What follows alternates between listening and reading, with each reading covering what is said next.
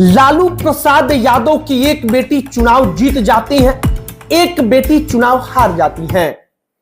BJP के कई कई मंत्री बिहार में चुनावी मैदान में पटक दिए जाते हैं और इसके बाद 40 के 40 लोकसभा सीटों का परिणाम क्या है आपको हम एक एक करके सुनाएंगे, बताएंगे कि कहां पर पप्पू यादव ने राष्ट्रीय जनता दल को ऐसा हार हराया है कि वो हमेशा के लिए एक सबक के तौर पर राष्ट्रीय जनता दल और तेजस्वी यादव के द्वारा याद रखा जाएगा।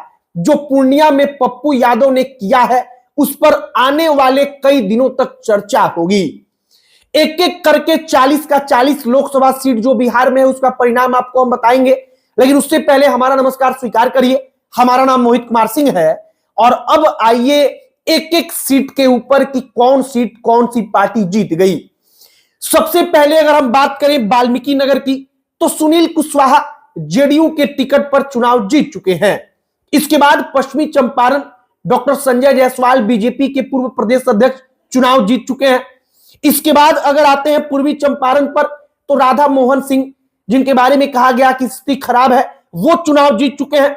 शिवहर लोकसभा क्षेत्र में अगर आप आएंगे उस सीट पर आएंगे तो आनंद मोहन की पत्नी लवली आनंद जो है वो चुनाव जीत चुकी हैं। आरजेडी की रितु जायसवाल चुनाव लड़ रही थी जो हार चुकी हैं। सीतामढ़ी सीट पर आप आएंगे तो जेडीयू के देवेश चंद्र ठाकुर चुनाव जीत चुके हैं। इसके बाद मधुबनी से अशोक यादव बीजेपी के टिकट पर चुनाव जीत चुके हैं। रामप्रीत मंडल झंझारपुर से जेडीयू के उम्मीदवार के तौर पर चुनाव जीत चुके हैं। इसके बाद दिलेश्वर कामैत जेडीयू के उम्मीदवार के तौर पर सुपौल से चुनाव जीत चुके हैं। अररिया से प्रदीप कुमार सिंह बीजेपी के टिकट पर चुनाव लड़ रहे थे और वो अपना चुनाव जीत चुके हैं। अब पहली सीट कांग्रेस पार्टी का जो उसने जीत दर्ज किया मोहम्मद जावेद किशनगंज से, वो सीट कांग्रेस पार्टी के पास है। इसके बाद कटिहार कांग्रेस पार्टी के पास है। जीतने वाले उम्मीदवार का नाम है तारिक अनवर। दोनों सीटों पर आप गौर करेंगे तो लगभग 50,000 से 60,000 के अंतर से कांग्रेस पार्टी ने जीत दर्ज किया है।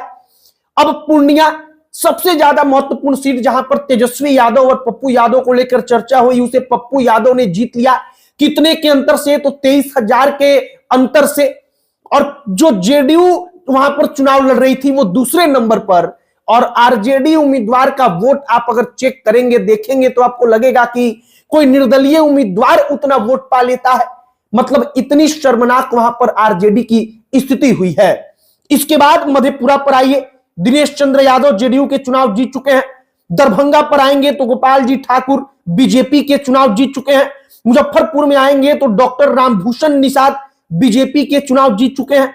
वैशाली में आएंगे तो वीणा देवी लोजपा के टिकट पर चुनाव जीत चुकी हैं। गोपालगंज आलोक कुमार सुमन जेडीयू के चुनाव जीत चुके हैं। बीए लक्ष्मी कुशवाहा जेडीयू की चुनाव जीत चुकी हैं। जनार्दन सिंह सिग्रीवाल जो बीजेपी के हैं वो चुनाव जीत चुकी हैं। और अब सारण लोकसभा सीट को लेकर बड़ा विवाद हुआ। रोहिणी आचार्य वहां से लालू प्रसाद यादव की बेटी चुनाव लड़ रही थी और आखिरकार राजीव प्रताप रूढ़ी बीजेपी के उन्होंने चुनाव जीत लिया। रोहिणी आचार्य हार गई और लगभग 15,000 के मतों से राजीव प्रताप रूढ़ी ने चुनाव जीता है। अब जो अगर चिराग पासवान जो लोजपा से हाजीपुर से लड़ रहे थे वो चुनाव जीत चुके हैं और इनके चुनाव जीतने का अंतर 1,70,000 के पार। इसके बाद अगला सीट उजियारपुर, नित्यानंद राय चुनाव जीत चुके हैं भारतीय जनता पार्टी के।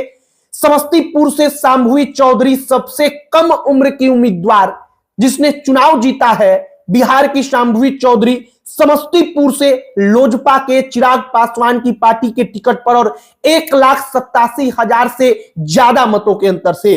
इसके बाद बेगूसराय गिरिराज सिंह 81,000 मतों का लगभग अंतर बीजेपी से बेगूसराय सीट उन्होंने जीत लिया है। खगड़िया से राजेश वर्मा लोजपा के टिकट पर चुनाव जीत चुके हैं।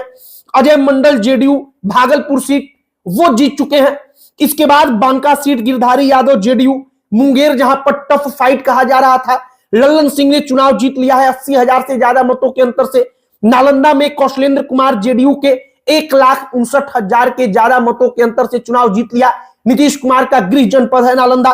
पटना साहिब सीट रविशंकर प्रसाद ने जीत लिया 1.5 लाख से ज्यादा मतों के अंतर से। इसके बाद पाटलिपुत्रा डॉक्टर मीसा भारती ने चुनाव जीत लिया।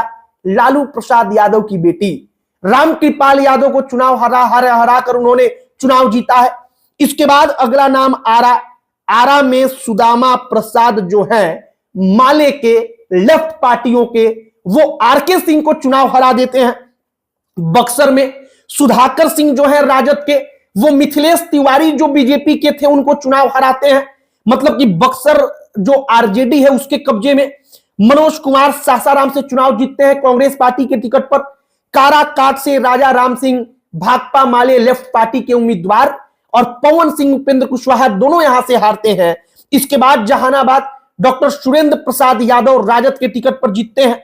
औरंगाबाद अभय कुमार कुशवाहा राजद के टिकट पर और जीतन राम मांझी गया लोकसभा क्षेत्र से जीतते हैं अपनी पार्टी से, हम हिंदुस्तानी अवाम मोर्चा।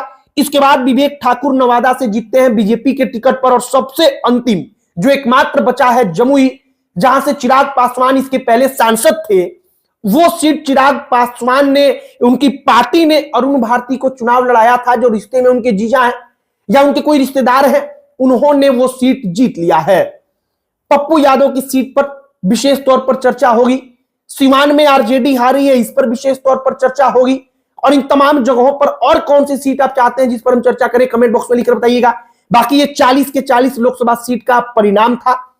अब अंत में हमारा परिचय, हमारा नाम मोहित कुमार सिंह है। बहुत बहुत धन्यवाद।